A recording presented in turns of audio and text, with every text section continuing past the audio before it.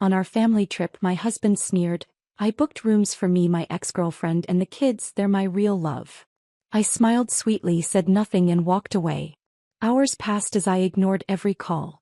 Then something he never expected happened, and it was only the beginning of my silence. "I booked rooms for me, Camille, and the kids." Eric's words hit me like ice water. "Not for you." I stood frozen in the marble lobby of the Grand Ocean View Resort, our luggage scattered around my feet like broken dreams. The tropical paradise I'd researched for months, the family vacation I'd planned down to every detail, suddenly felt like a cruel joke. The sound of crashing waves through the floor-to-ceiling windows seemed to mock the silence that followed his announcement. "What?" The word barely escaped my lips, a whisper lost in the resort's ambient music. Eric didn't even look at me. He was too busy checking his phone, that familiar cold indifference painted across his face. "You heard me, Jennifer. 3 rooms. Me, Camille, and 1 for the kids to share." Camille appeared from the gift shop like she'd been choreographing this moment. Her blonde hair cascaded perfectly over her shoulders, her designer sundress fitting her like it was painted on. She walked toward us with the confidence of someone who belonged, while I stood there feeling like an intruder in my own family vacation. "Eric, darling," she purred, sliding her manicured hand along his arm. "Did you tell her about the arrangements?" The lobby suddenly felt suffocating. Families chatted excitedly around us. Children giggled as they ran toward the pool. Couples held hands while checking in. Everyone looked like they belonged in this picture-perfect scene. Everyone except me. "Mom." Charity's small voice cut through the tension. At 8 years old, she was the youngest, still young enough to sense when something was wrong but not old enough to understand the adult games being played around her. "Where are we sleeping?" Chase, my 14-year-old, shifted uncomfortably beside his little sister. His eyes darted between his father and me, the weight of loyalty pressing down on his teenage shoulders. Jeffrey, at 16, had learned to retreat into his phone during these moments, but I caught him glancing up, watching. "Your mom will figure something out," Eric said dismissively, signing the registration paperwork with theatrical flourishes. "She's resourceful." Camille extended her designer purse toward me with a smile that didn't reach her eyes. "Be a dear and take this up for me? Room 412. She spoke to me like I was hired help, her voice dripping with fake sweetness that made my skin crawl. I stared at the purse for a moment that stretched like eternity. Every instinct screamed at me to throw it back at her, to cause a scene, to fight for my dignity in this marble-clad battlefield. That I took it. The leather felt cold against my palms. "Jennifer's always been so helpful," Eric said to Camille, loud enough for nearby guests to hear. "She loves taking care of everyone else's needs." The children watched this exchange with growing discomfort. Charity tugged at my dress, sensing the tension but not understanding its source. Chase cleared his throat awkwardly. Jeffrey typed faster on his phone, his face reddening. At dinner, the resort's 5-star restaurant became my personal hell. The maitre d' had seated us at a prime ocean view table, the kind I'd specifically requested months ago when booking this trip. Camille sat beside Eric, her hand possessively resting on his thigh while she ordered the most expensive items on the menu. "You know what Jennifer is?" Eric announced to our table, his voice carrying that familiar tone he used when he thought he was being clever. "She's like extra luggage. Always there, always taking up space, but you're never quite sure why you brought her along." The words landed like physical blows. Chase choked on his water. Charity looked confused, glancing between her father and me. Jeffrey's fork stopped midway to his mouth. Even nearby diners turned to look, sensing the cruelty in Eric's tone. I felt heat rise in my cheeks, that familiar burn of humiliation that had become too frequent in recent months. The other families around us were laughing, sharing stories, creating memories. We were performing a twisted theater piece where I was the unwilling tragic character. "Dad." Chase started, his voice cracking slightly. "What?" Eric laughed, cutting him off. "It's just a joke. Your mom knows I'm kidding." He looked at me expectantly, waiting for me to play along, to smile and laugh at my own degradation. I didn't smile. I didn't laugh. I didn't speak. Instead, I placed my napkin on the table with deliberate precision. I stood slowly, feeling every eye at the table follow my movement. The restaurant's ambient chatter seemed to fade as I pushed back my chair.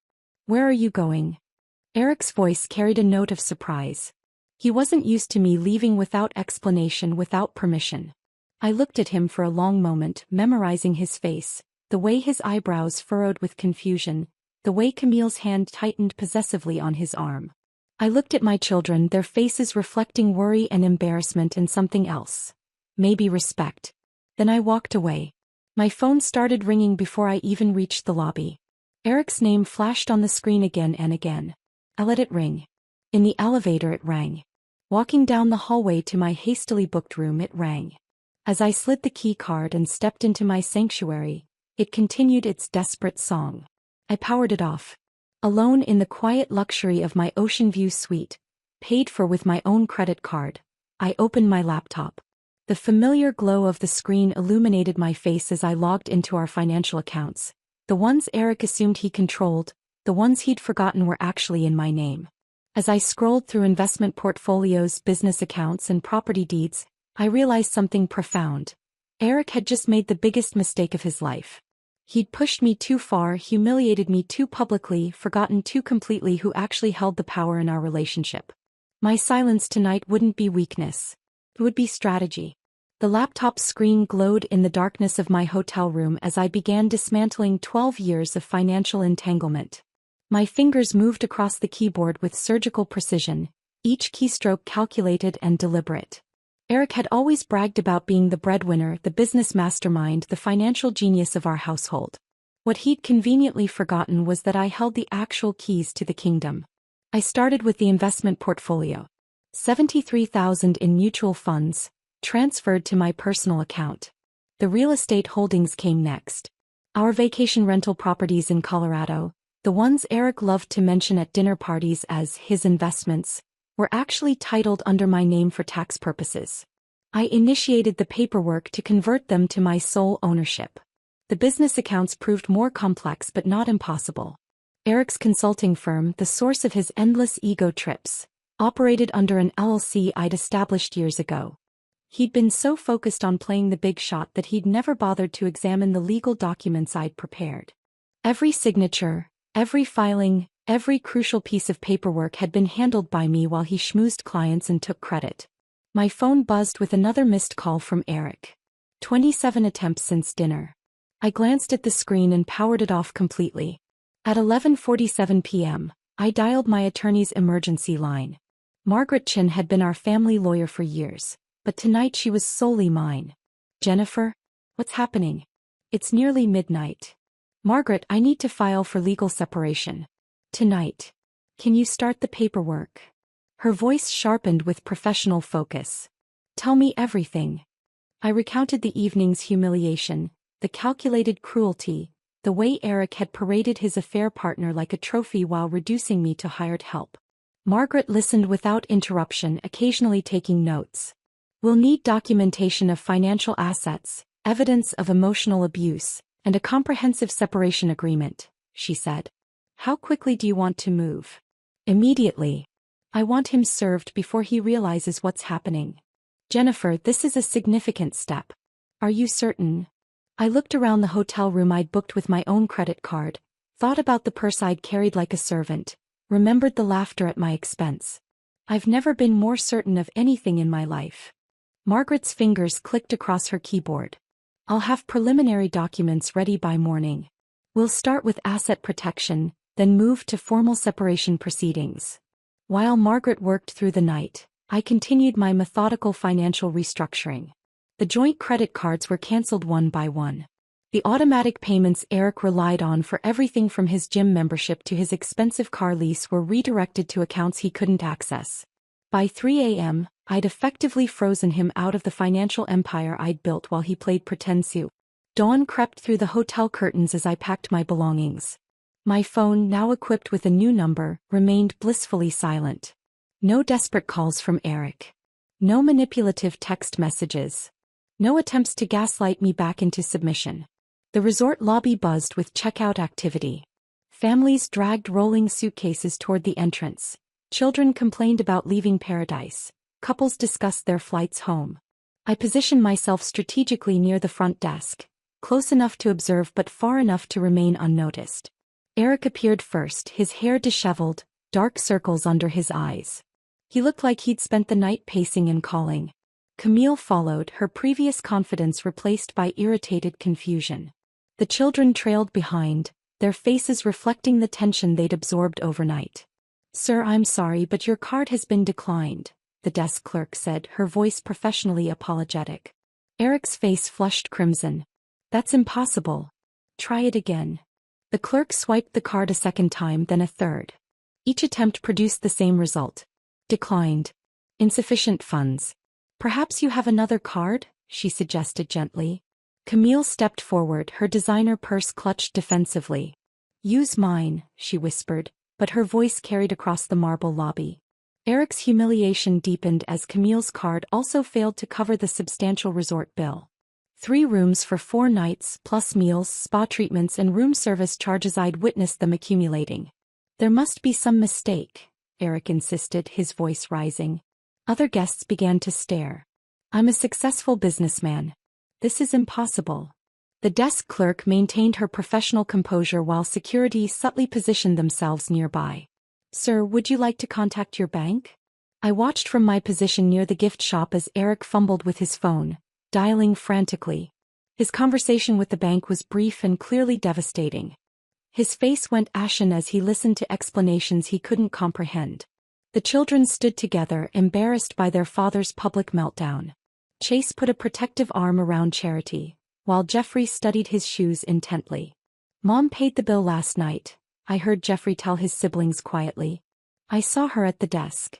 I had indeed paid the full bill, with my personal credit card, the one Eric had never bothered to learn existed. $23,000 for a family vacation that had cost me far more than money. As Eric continued his humiliating negotiation with hotel management, I wheeled my luggage toward the taxi stand. The morning sun felt warm on my face. The ocean breeze carried promises of freedom I hadn't felt in years. My new phone contained Margaret's message: separation papers filed. Service scheduled for this afternoon at his office. I climbed into the taxi without looking back, leaving Eric to discover that the woman he'd treated as extra luggage had been carrying far more weight than he'd ever imagined. By the time he thought to look for me, Jennifer Morrison would no longer exist in his world.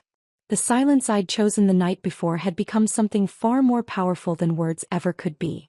3 days after returning to my temporary apartment, I sat at my kitchen table with 3 blank envelopes and a heart heavy with love that had nowhere to go.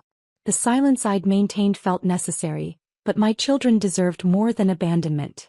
They deserved to understand the mother who had disappeared from their lives. I started with Charity's letter first, my 8-year-old who still believed in fairy tales and happy endings. My handwriting trembled as I wrote about the morning she'd broken her arm falling from her bike. How I'd held her in the emergency room for 6 hours, singing "You Are My Sunshine," until the pain medication finally let her sleep. I reminded her of the purple cast we'd decorated together with butterfly stickers, how she'd insisted on wearing it like a badge of honor. Carefully, I slipped her old drawing into the envelope, the one she'd made for Mother's Day 2 years ago. Stick figures holding hands under a rainbow, with "Best ever" written in wobbly crayon letters. I'd kept it pressed between the pages of my Bible, one of dozens of treasures Eric had dismissed as clutter. Chase's letter required different words. At 14, he was caught between childhood and becoming a man, desperately seeking his father's approval while still needing his mother's guidance. I wrote about the night he'd failed his first algebra test, how we'd sat at this same kitchen table until 2 a.m., working through problems until mathematics finally clicked. I reminded him of his first football game, when he'd scored the winning touchdown and searched the bleachers until he found my face, needing that moment of shared triumph.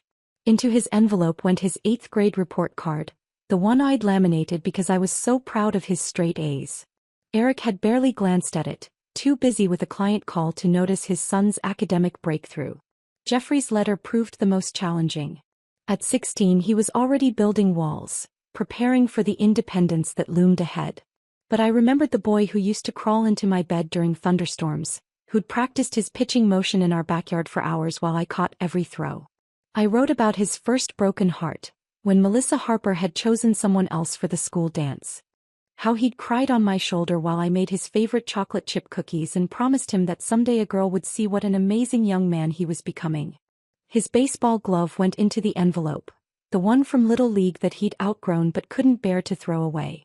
I'd found it in his closet during one of my secret visits to pack more belongings, tucked behind his trophies like a shrine to simpler times.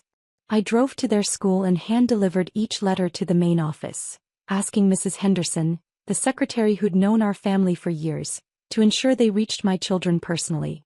"Jennifer, honey," she said, her eyes filled with concern. "Are you all right? The kids have been asking about you." "They'll understand soon," I whispered, my voice barely holding together. Within days, the carefully constructed harmony Eric and Camille had tried to create began cracking. Chase called me from his friend's phone. Eric had confiscated his cell after finding my letter. "Mom, I'm so sorry," he sobbed into the phone. "I didn't know. I didn't understand what you did for us. You were children, sweetheart. You weren't supposed to understand. That was my job." Through Chase, I learned about the chaos erupting at home. Camille had moved in completely, rearranging furniture, throwing away family photos, trying to erase my presence while establishing her own dominance. But children don't forget so easily. Jeffrey had found more of my hidden treasures during his search for clean clothes. A journal I'd kept documenting each of their milestones, photos from every birthday party I'd planned, certificates I'd earned from parenting classes I'd taken to be better for them. Each discovery revealed layers of maternal devotion they'd taken for granted. "She doesn't listen to us like you did," Chase whispered during another stolen phone call. "When Charity has nightmares, Camille just tells her to grow up. When Jeffrey talks about college, she changes the subject. She talks at us, not to us." The house that had once been filled with my quiet presence, packed lunches appearing like magic, homework help offered without request, scraped knees kissed better, now echoed with tension. Camille's shrill voice replaced my gentle guidance. Her impatience replaced my endless reserves of maternal energy. "Dad keeps bragging about how much simpler everything is now," Jeffrey told me during a brief encounter at the grocery store. "But nothing works anymore. There's no food in the house because nobody planned meals. My baseball uniform wasn't clean for yesterday's game. Charity cried for an hour because she couldn't find her favorite stuffed animal. The stuffed animal was in my apartment. I'd grabbed it during one of my packing trips, knowing she'd need its comfort." "Mom," Jeffrey's voice cracked slightly. "Can you come back? Just for Charity? She asks for you every night." My heart shattered and mended simultaneously. They were beginning to see what Eric had systematically tried to make invisible. The countless ways I'd held their world together through love, attention, and sacrifice. The breaking point came during Chase's championship basketball game. I watched from the parking lot as Eric and Camille arrived late, too busy arguing to notice Chase scanning the bleachers for familiar faces. When he made the winning shot, his eyes found the empty space where I used to sit, where I'd cheered at every game for 3 seasons. That night, Charity's small voice cut through the darkness of their disrupted home. "I want Mama, Jennifer." Even through Chase's whispered phone call, I could hear the profound silence that followed. Eric had no response. Camille offered no comfort. In that moment, my absence spoke louder than any argument I could have made. My children were finally seeing the mother they'd forgotten, not through my presence, but through the devastating emptiness left behind. The process server found Eric at his favorite coffee shop, the upscale place where he held his Tuesday morning power meetings. I'd told Margaret exactly where he'd be, same table, same time every week for the past 3 years. His predictability had always annoyed me, now it served my purposes perfectly. "Eric Morrison?" The young man in the cheap suit approached his table where Eric sat across from a potential client, his laptop open, projecting success like a peacock displaying its feathers. "Yes." Eric's voice carried that familiar tone of superiority, assuming this interruption was someone seeking his business expertise. "You've been served." The manila envelope landed on Eric's laptop keyboard with a soft thud that somehow echoed through the bustling cafe. His client, a nervous-looking woman clutching a business proposal, watched with growing alarm as Eric's face drained of color. Margaret's legal documents were thorough and devastating. Asset freeze. Business dissolution. Legal separation. Every financial account tied to my name, which was nearly everything, had been systematically locked away from his access. The consulting firm he'd bragged about building was revealed for what it truly was. A shell company operating under my credentials, my connections, my credit history. "This can't be legal," Eric whispered to himself, scanning the pages with growing horror. His client gathered her papers and left without a word, sensing the professional meeting had taken a decidedly personal turn. Within hours, Eric discovered the true scope of his powerlessness. His business credit cards were declined at lunch. His corporate gym membership had been suspended for non-payment. The leased BMW he drove like a status symbol was scheduled for repossession. I'd been making those payments from my personal account for 18 months. Camille arrived at his office that afternoon in a panic, her designer heels clicking frantically across the marble floor of the building I'd helped him lease. "Eric, what is happening?" she demanded, waving her phone. "My credit card was declined at Nordstrom. The bank says there's been suspicious activity on our joint account." "Our joint account?" Eric's laugh held no humor. "Camille, we don't have a joint account. We never did." I watched this unfold through Jeffrey, who'd been present when Camille tore through Eric's home office like a woman possessed. She discovered what I'd always known but never flaunted. Every deed, every contract, every significant asset bore my name as the primary owner. Eric had been living in a house I'd purchased, driving cars I'd financed, running a business built on credit I'd established. She made me look like an idiot, Eric raged to his brother over the phone, unaware that Jeffrey was listening from the hallway. "Everything I thought I owned, everything I built, it's all hers." But the financial devastation was only the beginning of Eric's unraveling. The children, emboldened by my letters and increasingly resentful of Camille's presence, began their own archaeological dig through family history. Chase found a box of photo albums in the basement, buried behind Christmas decorations that hadn't been touched since I'd disappeared. Every page told the same story. Me at his soccer games, me helping with science fair projects, me holding him in the hospital when he'd had his appendix removed at age 10. Eric appeared sporadically, usually in the background, often looking at his phone. "Look at this." Chase showed Jeffrey a picture from his 13th birthday party. I was kneeling beside him as he blew out candles, my face radiant with maternal pride. Eric stood apart, checking his watch, already eager to end the celebration. Charity discovered her baby book, meticulously maintained with my careful handwriting documenting every milestone. First smile, first word, first steps. All recorded with the devotion of a mother who treasured each moment. Eric's contributions were sparse. A few signatures on school forms, birthday cards with generic messages. "Daddy never came to my dance recitals," Charity announced to Camille one evening, her 8-year-old honesty cutting through the adult pretenses. "But Mama Jennifer came to every single one. She even helped make my costumes." Camille's attempts to dismiss these revelations only highlighted her inadequacy. "Well, your father was working hard to provide for you," she'd say, but the children had seen the truth preserved in photographs and memories. Eric's phone calls to me became increasingly desperate. My new number remained unknown to him, but he tried every mutual friend, every family member, even my former colleagues. Each attempt met the same response. They hadn't heard from me, didn't know where I was, couldn't help him reach me. "She won't talk to me," he complained to his mother during one of his increasingly frequent visits. "How am I supposed to fix this if she won't even listen?" But I was listening to everything. Through my children's whispered phone calls, through Margaret's updates on his frantic legal maneuvers, through mutual friends who reported his growing desperation. My silence had become a weapon more powerful than any argument I could have made. The man who'd reduced me to extra luggage was discovering that he'd been living in luggage I'd packed, traveling on tickets I'd purchased, staying in hotels I'd booked. Every aspect of the life he'd taken credit for had been carefully constructed and maintained by the woman he'd dismissed as irrelevant.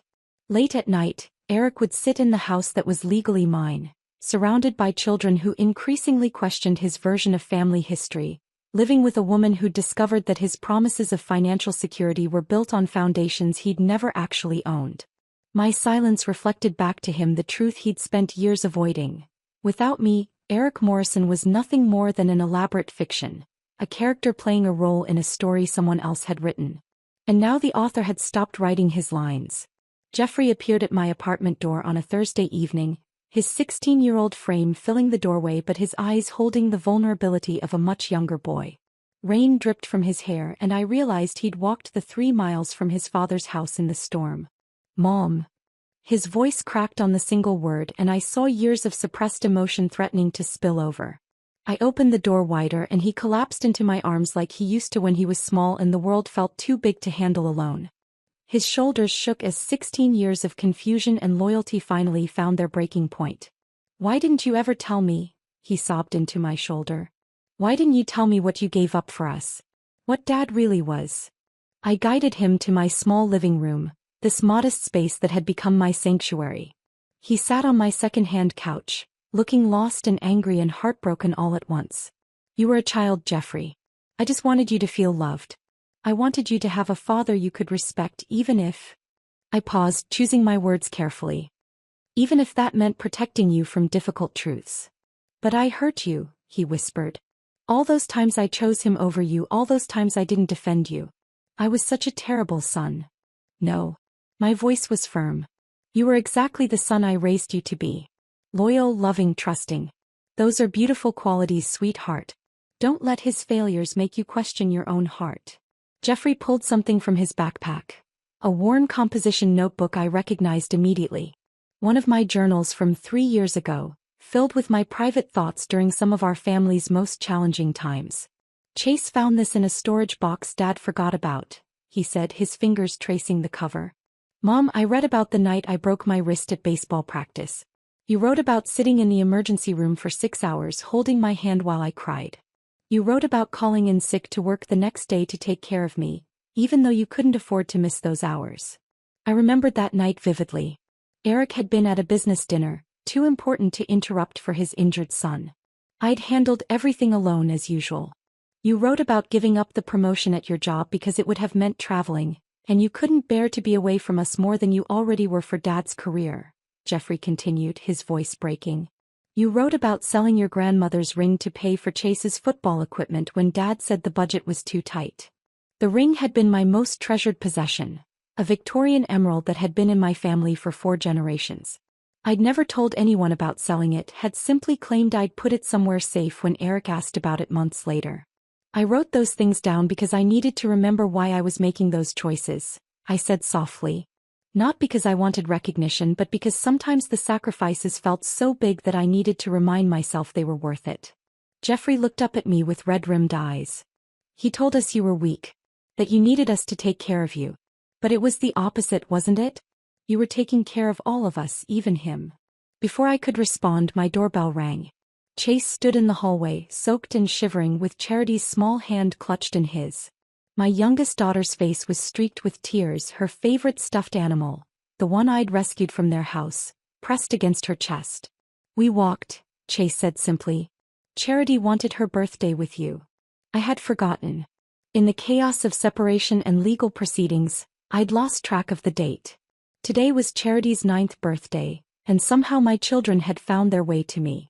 "Camille planned a party," Charity whispered, her small voice barely audible. "But she invited her friends, not mine. She bought a cake with flowers, but I hate flowers on cake. She got me a dress that's too big and the wrong color. Everything was wrong, Mama." I knelt to her level, my heart breaking at the defeat in her young eyes. "Oh, baby girl. I told them I wanted you," she continued, her words tumbling out in a rush.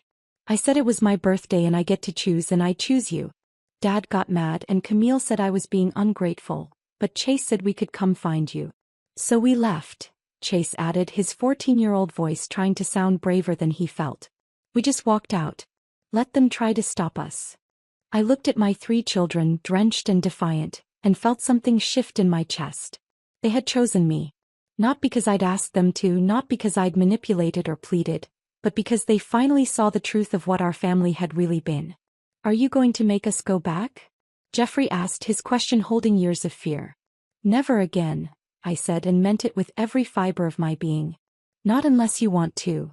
Charity launched herself into my arms, her small body fitting perfectly against mine like she'd never left.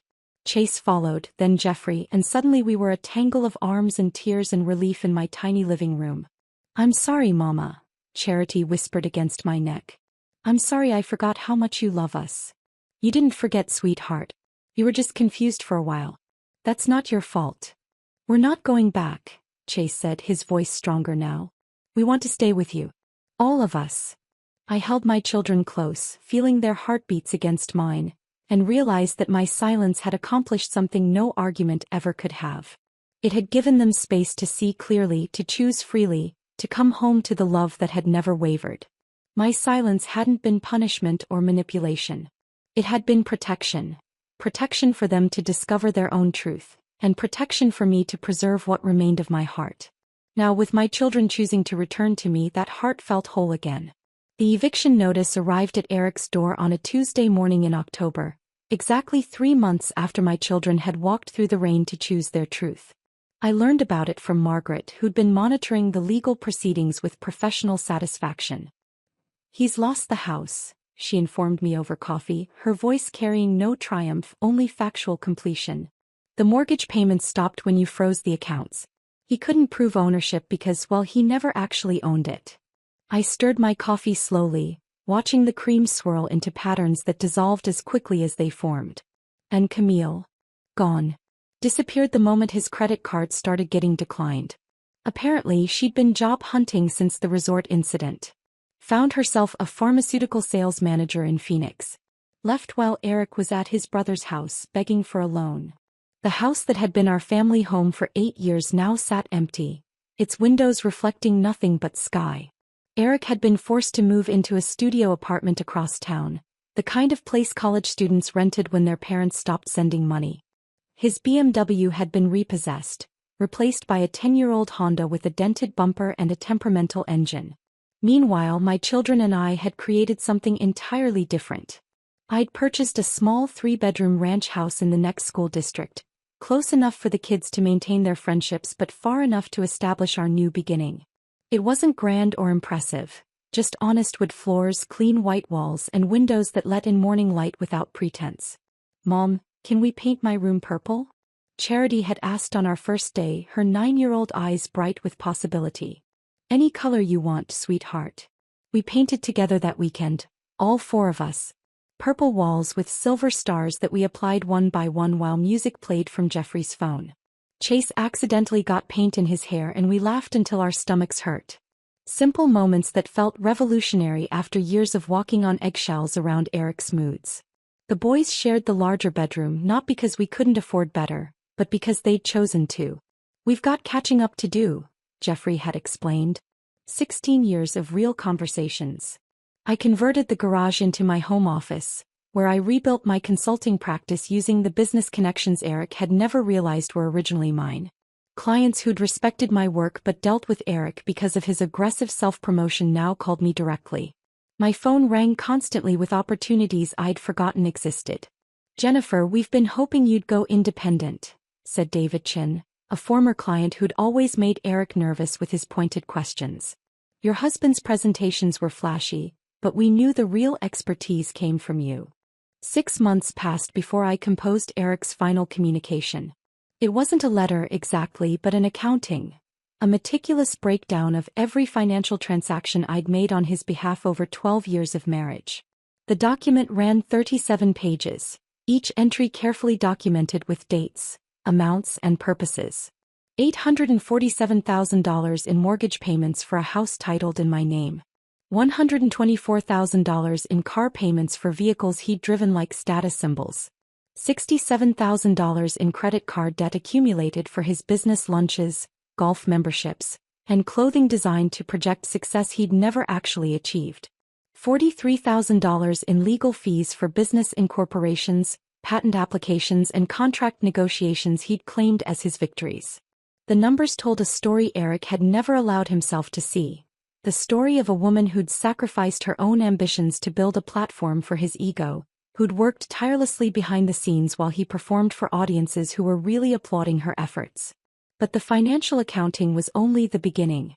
I'd also included non-monetary contributions, 2,190 hours of unpaid administrative work for his consulting firm, 847 client dinners where I'd played the charming wife while actually steering crucial business conversations, 156 parent-teacher conferences attended alone because his schedule was always more important. The final page contained only 2 sentences. "My silence was never weakness. It was protection from you." I mailed the envelope on a Thursday, using certified delivery to his cramped apartment. According to the tracking information, he'd signed for it himself at 2:47 p.m. on Friday afternoon. He never responded. That weekend, while my children and I planted a vegetable garden in our backyard, Eric sat in his empty studio apartment reading and rereading the documentation of his hollow existence. Jeffrey later told me that his father had called him, voice shaking, trying to explain or justify or somehow minimize what the numbers revealed. He kept saying you were being vindictive, Jeffrey reported during one of our evening walks around the neighborhood. But I read those papers, Mom. You weren't being mean. You were just being honest. Honesty can feel cruel to people who've been living in fantasy, I replied, watching Charity chase fireflies in our front yard. By December, Eric had stopped trying to contact us altogether. His weekly attempts to arrange visits with the children had dwindled to monthly, then disappeared entirely. The man who'd once demanded center stage in every family drama had finally learned the power of silence, not by choice but by consequence. On Christmas morning, as my children opened presents in our modest living room, Eric woke up alone in his studio apartment to the sound of upstairs neighbors arguing. The silence he'd once imposed on me had become his permanent companion, echoing through rooms that held no laughter, no warmth, no evidence that love had ever existed within those walls. I watched my daughter carefully arrange her new art supplies, my sons debate strategy for the board game they'd unwrapped, and realized that silence, wielded with purpose, had given us everything we'd never known we were missing. Eric's world had shrunk to the size of his understanding, small, empty, and profoundly quiet. Ours had expanded beyond measure. If this story of silent revenge had you hooked, hit that like button. My favorite part was when Jennifer quietly dismantled Eric's entire world from her hotel room while he thought she was just extra luggage. What was your favorite moment? The declined credit card? The kids choosing her? That final envelope of truth? Drop it in the comments below and subscribe for more stories.